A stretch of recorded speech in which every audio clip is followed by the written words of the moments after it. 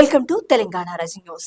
నైపుణ్య మెరుగుతో ఉద్యోగ అవకాశాలు విస్తృతంగా ఉంటాయంటూ రిజర్వ్ బ్యాంక్ మాజీ గవర్నర్ రఘురామరాజన్ గారు స్పష్టం చేశారు. మానవ వనరుల అభివృద్ధి కోసం ముందుగా సమాజంలో పోషకాహార లోప సమస్యను తగ్గించాలంటూ వారు సూచించారు. జూబ్లీహిల్స్ నివాసంలోని ముఖ్యమంత్రి శ్రీ రేవంత్ రెడ్డి గారి ఆధ్వర్యంలో తెలంగాణ భవిష్యత్తు కార్యాచరణ ప్రణాళికపై నిర్వహించిన సమావేశంలో భారత రిజర్వ్ బ్యాంక్ మాజీ గవర్నర్ రఘురామరాజన్ గారితో పాటు డిప్యూటీ సీఎం మల్లు భట్టి విక్రమార్క గారు, రాష్ట్ర ఐటీ పరిశ్రమల శాఖ మంత్రి దుద్దిళ్ల శ్రీధర్ బాబు గారు వీడియో కాన్ఫరెన్స్ ద్వారా పాల్గొన్నారు. ప్రభుత్వాలు సులభతర వాణిజ్య విధానం మీద ఆధారపడి ప్రోత్సహిస్తే కొత్త పరిశ్రమలు, పెట్టుబడి వస్తాయి. స్టార్టప్లను ఎక్కువ ప్రోత్సహిస్తే మరింత ఉపయోగం ఉంటుందంటూ వారు సూచించారు. ఇక్కడ ఒక ముఖ్యమైన అంశం చూసినాం. పంట మార్పిడిపై అసెంబ్లీలో ప్రత్యేక చర్చ జరిగింది. మరిన్ని నిర్మాణాత్మక సూచనతో రావాలన్నారు సీఎం రేవంత్ రెడ్డి గారు. సీఎం రేవంత్ రెడ్డి గారిని జూబ్లీహిల్స్ నివాసంలో రైతు కమిషన్ చైర్మన్ కోదండరామరెడ్డి, కమిషన్ సభ్యులు మర్యాదపూర్వకంగా కలిశారు. రాష్ట్రంలో పంట మార్పిడి విధి విధానంపై లోతుగా అధ్యయనం చేసి రూపొందించిన నివేదికను ఈ సందర్భంగా సీఎం గారికి కమిషన్ అందజేసింది. అనంతరం సీఎం రేవంత్ రెడ్డి గారు మాట్లాడుతూ పంటల మార్పిడిపై ప్రభుత్వం సమగ్రంగా చర్చించాలని భావిస్తుందని, అయితే శాసనసభలో దీనిపై ప్రత్యేక చర్చను ఏర్పాటు చేస్తామంటూ స్పష్టం చేశారు. ఇక్కడ మనకు ముఖ్యమైన అంశం చూసినాం. మెట్రో 2వ దశకు అనుమతులు ఇవ్వండి అంటూ కేంద్రానికి రాష్ట్ర ప్రభుత్వం లేఖ రాసింది.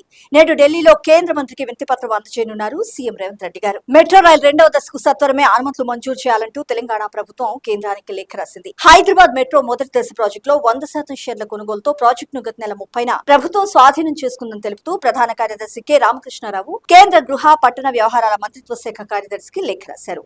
ప్రభుత్వం మెట్రోను స్వాధీనం చేసుకోవడంతో ఇప్పటి వరకు కేంద్రం లేవనెత్తిన అభ్యంతరాలు తొలగిపోయాయని, మరి ఇక మీదైనా 2వ దశ ఏబీ భాగంలో 7 మార్గాల సమగ్ర ప్రాజెక్టు నివేదిక డిపిఆర్ను ఆమోదించాలంటూ లేఖలో కోరారు. ఇక్కడ ఒక ముఖ్యమైన అంశం చూసినాం. ప్రధాని నరేంద్ర మోడీ ఈ నెల 10వ తేదీన రాష్ట్ర పర్యటనకు వస్తున్నందున ఆలోపే కాళేశ్వరం ప్రాజెక్టుపై విచారణ చేయిస్తారో లేదో కేంద్ర మంత్రి బండి సంజయ్ చెప్పాలని PCC chief MLC Mahesh Kumar Goud గారు నిలదీశారు. ఈ ప్రాజెక్టులో వేల కోట్ల అవినీతి జరిగిందని చెప్పామని, సిబిఐ విచారణ జరపాలని కోరితే మరి ఎందుకు వెనుకాడుతున్నారో బండి సంజయ్ చెప్పాలంటూ నిలదీశారు. నాడు ఎన్నికలకు ముందు ఈ ప్రాజెక్టులో భారీ అవినీతి జరిగిందని స్వయంగా బీజేపీ నేతలే చెప్పారు. మరి అధికారంలోకి వచ్చిన తర్వాత ఎందుకు విచారణ జరపట్లేదంటూ వారు నిలదీశారు. కాళేశ్వరం అవినీతిలో కేసీఆర్ ను ఎందుకు అరెస్ట్ చేయడం లేదంటూ నిలదీశారు. తుపాకీ మా భుజాలపై పెట్టి కాల్చాలని బండి సంజయ్ చూస్తున్నారు. సిబిఐ మీ చేతుల్లోనే ఉంది, విచారణ చేయకుండా మమ్మల్ని బద్నాం చేయడం ఏంటంటూ నిలదీశారు PCC chief MLC Mahesh Kumar Goud గారు. నాడు సిబిఐకి ఈ కేసును అప్పగిస్తే 48 గంటల్లో దర్యాప్తు చేస్తామని చెప్పి 8 నెలలు గడిచినా మరి ఇప్పటి వరకు ఎందుకు కాలయాపన చేస్తున్నారంటూ నిలదీశారు. ఇక్కడ మనకు ముఖ్యమైన అంశం చూసినాం. ప్రాణహిత చేవెళ్ల ప్రాజెక్టుకు జాతీయ హోదా కల్పించాలని ప్రధాని నరేంద్ర మోడీకి డిప్యూటీ సీఎం మల్లు భట్టి విక్రమార్క గారు విజ్ఞప్తి చేశారు. మంగళవారం రాజన్న సిరిసిల్ల జిల్లా గంభీరావుపేటలోని బయోస్టాటమ్ టెక్నాలజీస్ ప్రైవేట్ లిమిటెడ్ ఆధ్వర్యంలో ఏర్పాటు చేయనున్న కంప్రెస్డ్ బయోగ్యాస్ ప్లాంట్ నిర్మాణానికి మంత్రులు శ్రీ దుద్దిళ్ల శ్రీధర్ బాబు గారు, తుమ్మల నాగేశ్వరరావు గారు, పొన్నం ప్రభాకర్ల గారితో కలిసి వారు శంకుస్థాపన చేసిన అనంతరం మాట్లాడారు. రాష్ట్ర విభజన చట్ట ప్రకారం తెలంగాణలో కనీసం ఒక ప్రధాన సాగునీటి ప్రాజెక్టుకైనా జాతీయ హోదా ఇవ్వాల్సి ఉందంటూ పేర్కొన్నారు. ఆంధ్రప్రదేశ్ లోని పోలవరం ప్రాజెక్టుకు జాతీయ హోదా ఇచ్చిన కేంద్రం తెలంగాణలోని ఏ ప్రాజెక్టుకు ఇప్పటి వరకు ఆ హోదా కల్పించలేదంటూ విమర్శించారు. ఈ నెల 10న తెలంగాణకు రానున్న ప్రధాని మోడీ ప్రాణహిత ప్రాజెక్టు జాతీయ హోదా ప్రకటించేలా బీజేపీ మంత్రులు, ఎంపీలు చొరవ చూపాలంటూ పేర్కొన్నారు. ఇక్కడ ఒక ముఖ్యమైన అంశం చూసినాం. రైతుల ప్రయోజనాల కోసం మొక్కజొన్నలతో పాటు జొన్నలను కూడా కొనుగోలు చేయాలని రాష్ట్ర మంత్రివర్గ ఉపసంఘం నిర్ణయించింది. కేంద్ర ప్రభుత్వం నుంచి సహకారం లేకపోయినా రాష్ట్ర ప్రభుత్వ నిధులతో మార్క్ఫెడ్ ద్వారా వాటి కొనుగోళ్లను చేపట్టాలని అధికారులను ఆదేశించినట్లు తెలిసింది. ఇక్కడ మనకు ముఖ్యమైన అంశం చూసినాం.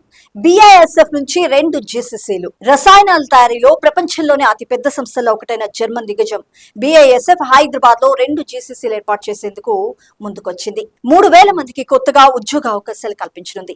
ఏరోస్పేస్ దిగ్గజ హబ్ గా మన తెలంగాణ మారిందనడానికి ఇంతకన్నా నిదర్శనం ఏం కావాలి చెప్పండి. డ్రోన్ టెక్నాలజీ, శాటిలైట్ కమ్యూనికేషన్ లోను మన హైదరాబాద్ ను గ్లోబల్ లీడర్ గా నిలుపుతామంటూ రాష్ట్ర ఐటీ పరిశ్రమల శాఖ మంత్రి శ్రీ దుద్దిళ్ల శ్రీధర్ బాబు గారు స్పష్టం చేశారు.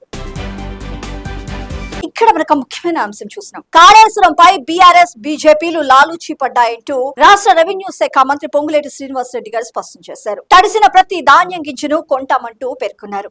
హన్మకొండలో రాష్ట్ర స్థాయి మెగా రైతు మేళా ప్రారంభించిన సందర్భంగా వారు మాట్లాడుతూ కాళేశ్వరం ప్రాజెక్టులో అవకతవకలపై కమిషన్ విచారణ జరిపి అవినీతి జరిగిందని నివేదికను కేంద్ర దర్యాప్తు సంస్థ సిబిఐకి అప్పగించి 9 నెలలు గడిచినా ఎలాంటి చర్యలు తీసుకోకపోవడం మరి బీఆర్ఎస్, బీజేపీ మధ్య లాలూచి రాజకీయాలకు నిదర్శనమంటూ నిపుణులు చెరిగారు.